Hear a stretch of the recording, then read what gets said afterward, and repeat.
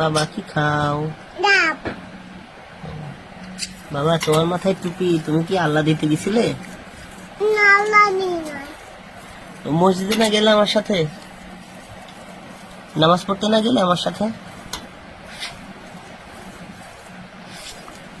বাবা কিছু বলো। তোমার কি ডাব পছন্দ আব্বু? তোমার ডাব পছন্দ? বলো। খুব পছন্দ তোমার? তুমি খুশি? বাবা তুমি খুব খুশি? কত খুশি বলো? ও অনেক খুশি। তোমার অনেক পছন্দের ডাব কিনে আনছে বাবা? তোমার বাবা আনছে?